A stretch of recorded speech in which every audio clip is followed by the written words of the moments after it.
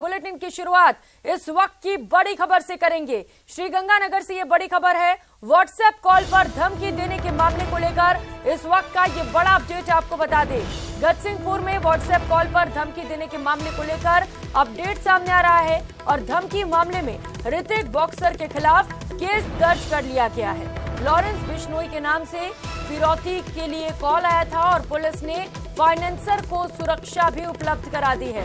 Financer से WhatsApp call के जरिए 60 लाख रुपयों की डिमांड की गई थी। तो व्हाट्सएप कॉल कर धमकी दी गई थी और इसी मामले को लेकर इस वक्त का ये बड़ा अपडेट आपको बता रहे हैं। धमकी मामले में ऋतिक बॉक्सर के खिलाफ केस दर्ज हुआ है। अशोक सहयोगी हमारे साथ जुड़ चुके हैं। अशोक, अपडेट सामने आ रहा है, ऋतिक बॉक्सर के खिलाफ केस दर्ज हुआ है, कहां तक जांच पहुंच पाई? देखिए, बिल्कुल ये बड़ा अपडेट सामने आया है। अभी तक लॉरेंस बिश्नोई का नाम इस पूरे मामले को लेकर सामने आ रहा था, लेकिन अब इसमें लॉरेंस बिश्नोई गैंग के ही एक अन्य गैंगस्टर जिसका नाम ऋतिक बॉक्सर है, उसका भी नाम सामने आया है। और जो फाइनेंसर है गजसिंहपुर थाना क्षेत्र का रहने वाला मोहन सिंह, उसने श्रीगंगानगर के गजसिंहपुर थाने में मामला दर्ज कराया है ऋतिक बॉक्सर के खिलाफ व्हाट्सएप कॉल के जरिए धमकाने का। जानकारी यहां तक मिल रही है कि पिछले 2 दिनों से इसको ऋतिक बॉक्सर के नाम से कॉल की जा रही थी और वो अपने आप को कॉल करने वाला व्यक्ति ऋतिक बॉक्सर बता रहा था। साथ ही 60 लाख रुपए की रंगदारी की भी मांग की जा रही थी। इसके अलावा यदि रंगदारी नहीं दी जाती है तो उसके साथ कुछ भी अनहोनी होने की भी उसको धमकी दी जा रही थी। इसी मामले को लेकर फाइनेंसर मोहन सिंह के द्वारा मामला दर्ज कराया गया है गजसिंहपुर थाने में और पुलिस ने भी इस मामले को बड़ी ही संवेदनशीलता से लेते हुए फाइनेंसर मोहन सिंह के घर के बाहर सिक्योरिटी गार्ड उपलब्ध करवाए ताकि किसी भी अनहोनी की आशंका को टाला जा सके। साथ ही साथ पुलिस के साथ साथ जो पुलिस का जो साइबर सेल है वो भी सक्रिय हो गया ताकि पूरे मामले की तह तक जाया जा सके, उसकी पूरे मामले की पड़ताल की जा सके। बिल्कुल अशोक, ये जरूरी हो जाता है कि मामले के तह तक जाए, कौन लोग इसके पीछे, इसका पता लग सके। और क्योंकि इससे पहले सिर्फ बिश्नोई का नाम सामने आ रहा था, लॉरेंस का नाम आ रहा था, अब ये ऋतिक बॉक्सर का नाम कैसे सामने आया, ये खुलासा कैसे हुआ अशोक?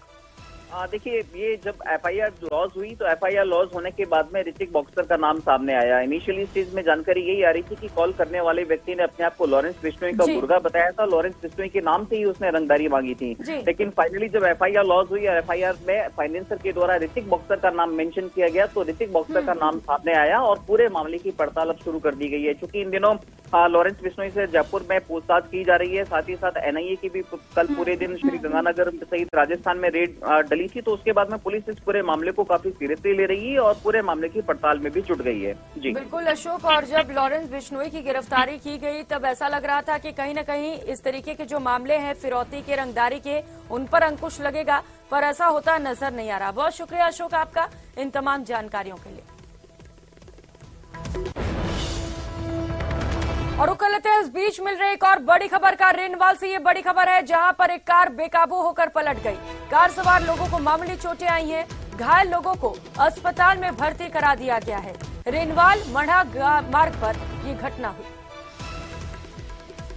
तो घटना की तस्वीरें भी आप देख पा रहे हैं जहां पर एक कार बेकाबू होकर पलट गई। हालांकि ये बड़ी राहत की बात रही कि कोई जनहानि नहीं हुई, लोगों को सिर्फ मामूली चोटें आई हैं।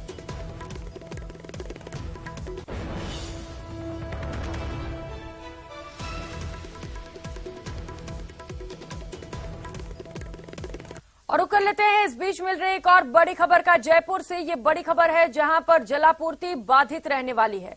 24, 25 और 26 को जलापूर्ति बाधित रहेगी।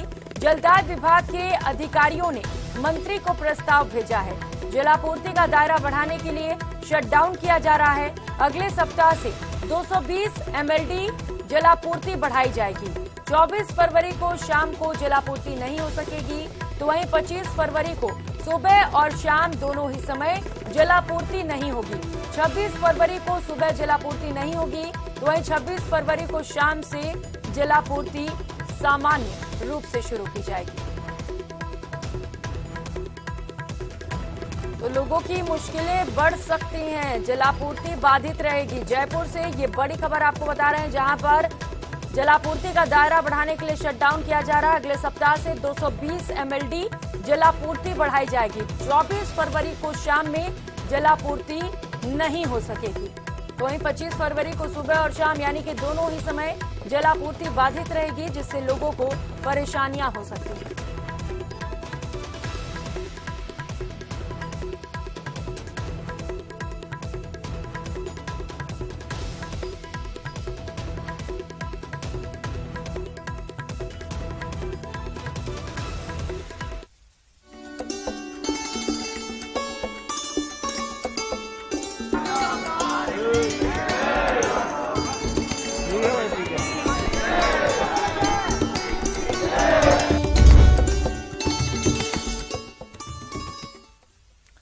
और श्याम रंग में खाटू श्याम जी, यहाँ बाबा श्याम के लखी वार्षिक मेले की शुरुआत हो चुकी है। आज से बाबा का 10 दिवसीय मेला शुरू हुआ है। 4 मार्च तक ये खाटू श्याम जी का मेला चलता रहेगा।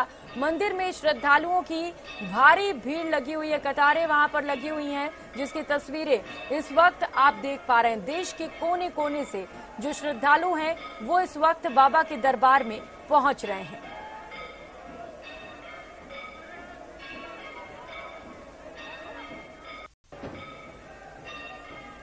तो 10 दिनों तक ये मेला चलने वाला है, जिसकी तस्वीरें इस वक्त आप देख पा रहे हैं। देश के अलग अलग जगहों से, अलग अलग राज्यों से लोग यहाँ पर बाबा के दर्शन के लिए पहुंच रहे हैं और भीड़ आप देख सकते हैं।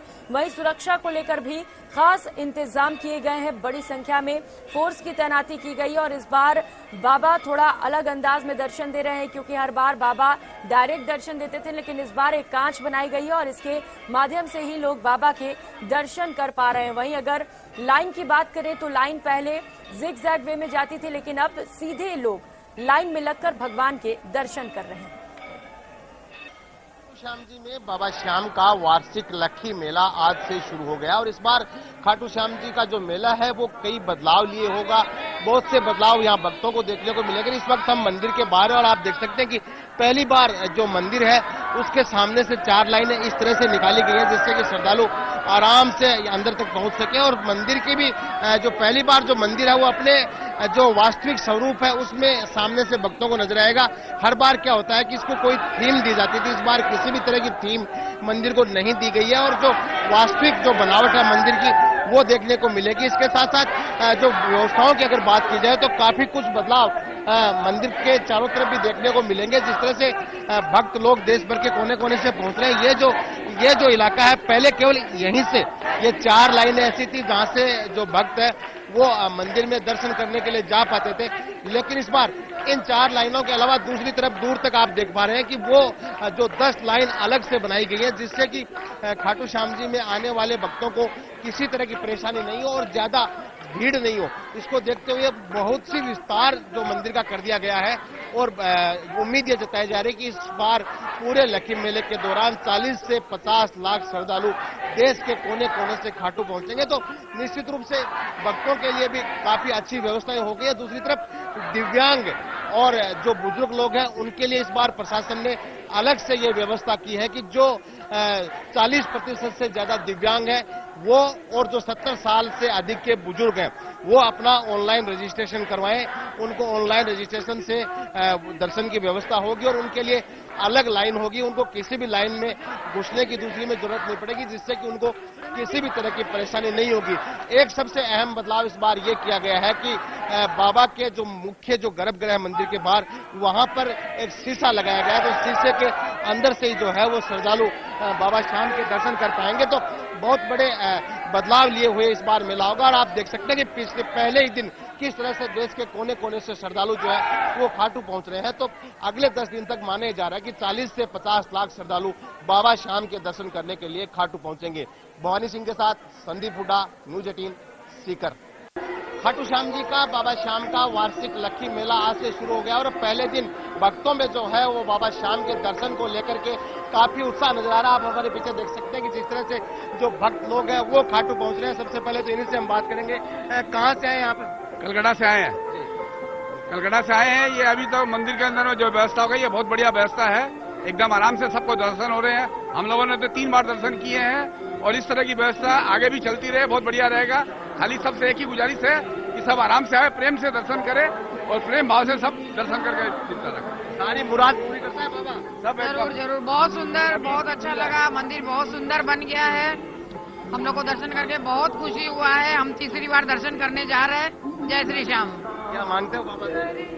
जय श्री श्याम। एक ही अरदास है कि इनके चरणों के हमेशा दर्शन मिले, बस और कुछ नहीं। मैनेजमेंट बहुत अच्छा है, बहुत बढ़िया, तिरुपति के वैसा कर दिए बहुत अच्छा और अंदर बहुत बढ़िया लगा। इस बार प्रसाद भी चढ़ा पाओगे? नहीं तो 3 साल से प्रसाद बनता। हाँ, प्रसाद बनता। बस ये शीशा एक लग गया, इसको हट जाए तो मनोकामना पूरी। व्यवस्था के लिए है? व्यवस्था के लिए बहुत बढ़िया, बहुत सुंदर व्यवस्था, बहुत सुंदर व्यवस्था। जय श्री श्याम। प्रभु ऐसे ही अपने दर पर हमेशा बुलाते रहे। जय श्री श्याम।